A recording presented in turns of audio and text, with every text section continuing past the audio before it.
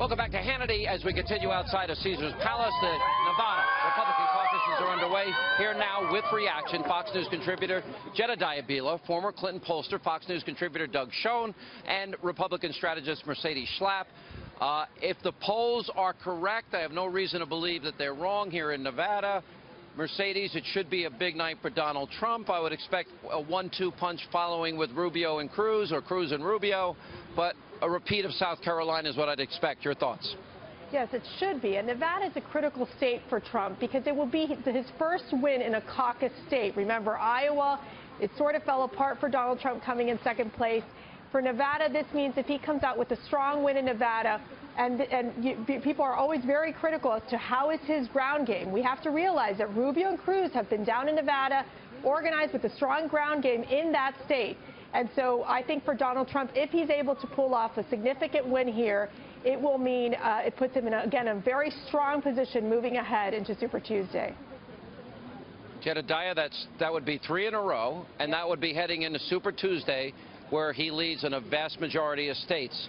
Does that mean at that point he's unstoppable, in spite of the Republicans trying to kick out Kasich and fund Rubio's campaign?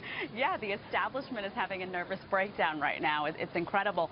Yeah, I think he is unstoppable. We've talked about this a lot. I think the momentum is on his side. I think people are dissatisfied with the status quo. And I think that, look, you have Cruz not being able to pick up steam. I mean, if Cruz can't do it in South Carolina with evangelicals, people are trying to make this argument to me that he's so electable. And I'd like to see them to try to do that, given the stats.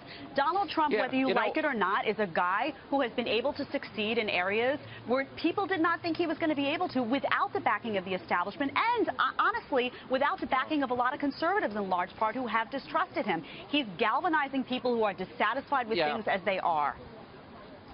Let me go to Doug Schoen. You know, Doug, you've been a very honest Democrat and a broker in this thing, and you pointed out many times, hey, 20% of Democrats may cross over and vote for Trump because they want to shake up Washington. Now, as you watch what's happening here, and I watch these analysts on TV and listening to them on radio, and I'm like, well, if this person gets out, all the votes will go to this person. And every poll shows that that's just not true. But they keep saying the same thing. How wrong are they? They're very wrong, Sean, because as Trump gets stronger, his numbers, particularly with Republicans, get better. And I think we will probably see that as he goes forward, his constituency will expand in the Republican Party. And frankly, because the establishment plots against Donald Trump, he does better and better. They would do better to leave well enough alone, but it's helping Donald Trump. He appeals to anti-Washington sentiment, anger, and a desire for complete change.